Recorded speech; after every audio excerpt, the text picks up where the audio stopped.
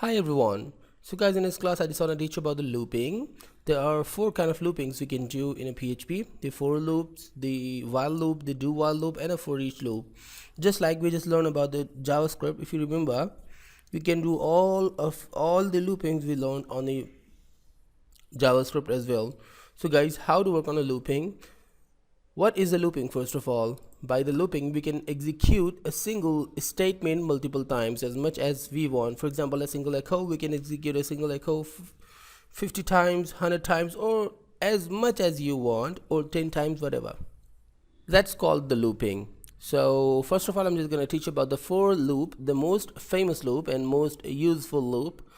By the way, how to apply the for loop? Just type the for, and in the same way as we did the switch and the if statement, just create the parentheses and then the curly braces. This is a basic syntax, but now the situation are completely different. Here I'm not going to put this conditional statement or the variable name. I'm just going to declare the variable inside the parentheses. I'm just going to declare how much times I just want to see. I just want to execute the loop, and then I will increment the variable. But by the way, I'll just clear you about how to do that. First of all, we just need to declare a variable with the counting. I'm just declaring the variable with the name of x. Okay, now equal sign, and then it's impossible to declare the x variable, the name of the x, without $sign. Now this is the x variable.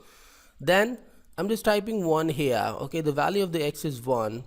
Okay, now because we just declared, so now let's just put the semicolon. But however, we just put it the semicolon, but in the same line I'm just gonna declare some more things. I'm just typing x, okay, must be less than 10. Okay, the x is exactly less than 10, x is 1, so that's perfect. So now I'm just declaring, I'm just telling that whenever, this is a condition basically, okay, whenever the x goes higher than the condition, and actually this condition became wrong, then this loop will stop. So now at this moment this condition is true, that the x is actually less than 10, so this is okay. Now let's just put the semicolon.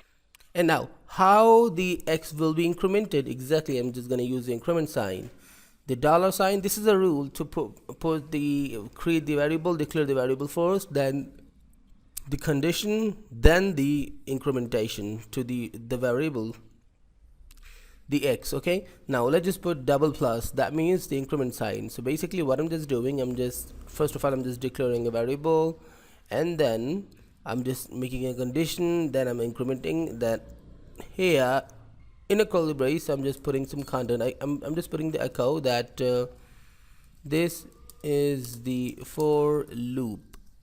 Okay, so then what is happening basically, it first of all, when the PHP goes to the for, it reads the variable, it sees the condition, it just executes the block, then go back to the condition, and still then what it did after the execution, it just add the incrementation because of this increment sign. Now the x is 2. Okay, then what it does, then it sees the condition again, the condition is still normal because the x is 2 now, so the condition is still true, so it goes down and it just actually prints the execution, whatever we just told to the document. Then it just add another increment sign, another incrementation. Now the x is 3, is still, it just checks that the condition is true, so it just goes down and executes the block, and it just does this continuously until the situation or the condition became false. Well, now I should check that in a browser that it's working or no, the for loop. So I'm just going to the browser, and I'm just going to put the address of the file, the path of the file, the localhost / learn php, and press enter. Now this is a for loop, this is for loop, a lot more are there, but this is not actually clear thing until we add the br. The br is really important, you know, the br, and save that and go back to the browser and refresh the page again. So now you can see that this is the for loop, 1 2 3 4 5 6 7 8 9.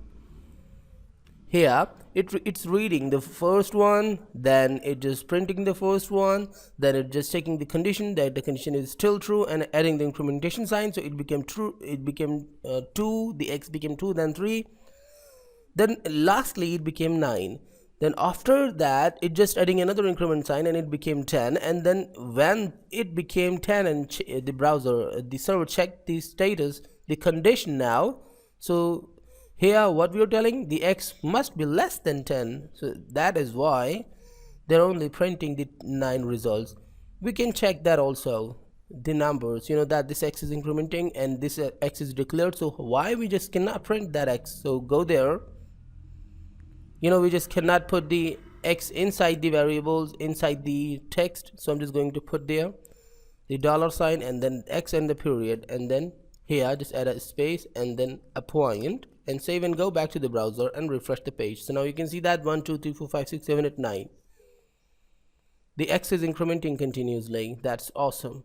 One thing more I just want to clear you, that if I just use the single quote here, if I just use the single quote, so I just cannot use the x, I just cannot apply the x inside the variable. You can see that it is still normal. But what I was just want to clear you, if I just type the single quote, it's double quotes again. I just press the control Z. So I just can't use the variable inside the single quotes. But if it's double quotes, so I can use the x or the variable inside the double quotes here. This is not the string. You can see that it became a bold text, which is clearing that this is not the string, simple string, but I can apply the variable inside the double quotes and it will work as normal. So now go back to the browser to check that out. I'm just going and refreshing the page. So now you can see that it's still normal. And now I'm just going to use the period. And now this period is not for concatenating, because now we just don't need to concatenate the variable with the text, because the variable is inside the string way. But this is not the string because we are just using the double quote. So basically it is a variable. And we just added a period, a point for showing the points here. So save, and I'm just going to the browser and refresh the page. So now you can see the points are here. So now guys, in this way we can do that. You just understood all them. Now why not we should apply the while or the do while loop. We'll learn about the for each loop later on, but right now the while or the do while loop is very important. I'm just pressing enter, and here another enter, and now the while loop. What the while loop does, basically it just does the same thing. It just execute a single statement multiple times as much as we want, but it has a little changed way. And the do while loop is pretty changed. I'll just clear you in a little time or little class. So the while, and the while has the same way, the parentheses and the curly braces, but we can't declare the variable inside the while loop's parentheses. We have to declare the variable for the while loop before the while loop. So here I'm just typing a or the w for just identifying that this is the while loops variable. I'm just putting the 1 here again, and then here I'm just testing the condition. I'm just checking the condition, that dollar sign and the x, and here now I just again wanted 10, not more than 10. Now I'm not incrementing the x also. I'm going to put some content in execution block, and I'm just echoing the content here. I'm just telling this is while loop. Great. And the br is really necessary, as you know. So then after putting the execution block, but inside the execution block, after the content, let's just increment. Okay, inside the execution block, after the content, let's just put the x and end the statement, and save and go to the browser to check that out and refresh the page. So now you're not getting anything. That means something wrong somewhere. And what a beautiful thing is there, we're just using the x, we are using the y, the w, and here we are just using the x. Why we're not getting the result? Because here the x has became the 10, so how it can give us the result? I'm just using the w here, and I'm incrementing the w again, and save and go back to the browser and refresh the page. So now you can see that this is a while loop, and etc. The while loop. Okay, awesome. So now here I'm just gonna use the w again inside the double quotes, w and dot and space. So go to the browser back and refresh the page. So now you can see this beautifully. So now this is the time to learn the do while loop. Do you want to learn that? Exactly, I just want to teach. So by the way guys, there is another little difference between the do while loop The do while loop is more interesting. Let's just create the variable first. It is necessary. So dollar and the d. I'm just creating the d now. The one, and now the do and the curly braces. Okay, first of all, just type the do is a reserved word, and the curly braces, and then the while, do while, and now the parentheses. So now the interesting thing is we just need to declare the condition after the execution. Okay, first we are executing the data, the content, then we're just adding the condition. So here first we are just typing the echo, and inside the echo I'm just typing this is the do while loop, again the br, which is really necessary, and then here just after the content I'm just executing, after the content I'm just adding the increment sign. So now d, and now we just need to put the parentheses, the condition. So the condition is d must be less than 10. So now save and go to the browser and refresh the page. So now you can see this is the do while loop. Okay, so what is the difference between the do while loop and the while loop and the for loop? I'm just gonna clear, but first of all I'm just using the $d and dot. The dot is just for, for just getting a point, and here is a point. So the difference between them is there is no basic difference in result between the while and the for loop is not any different result, but the do while loop. For example, I'm just typing here the 0. Now what it is, I'm just telling that the x must be 10, and when x became 10, this statement should become false. So exactly, it won't print anymore the for loop. Refresh the page. I'm not getting the for loop. This is a while loop, this is a do while loop, because the condition is not true, the condition is false. Actually, you can see that the condition is false. And here if I just type 0 again here on a w, so now I'm just telling that the w had the value of the w is 10, and then we were just telling that the w should be, in fact must be less than 10.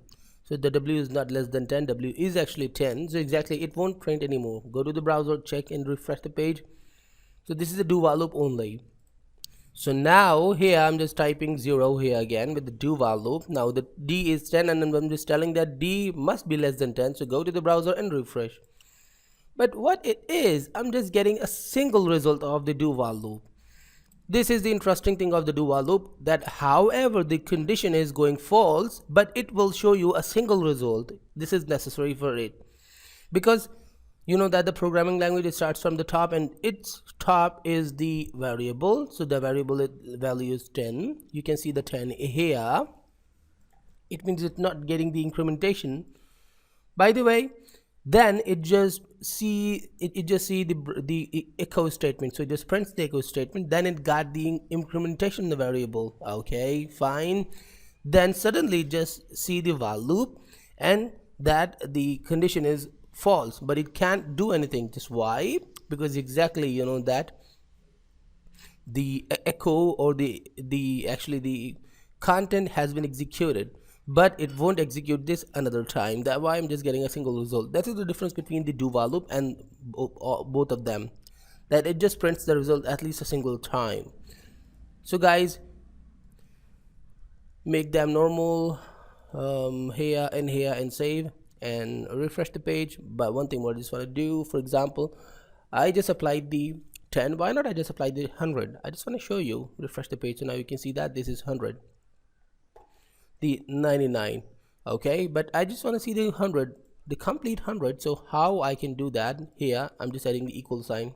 Now what I'm just telling that w must be less than 100 or equal to 100. So now if it will become 100, it will show in a browser. Refresh the page. I'm just getting the 101 too, so we can do that too. I hope you understood. In the next class we'll learn some more things. Stay tuned and goodbye.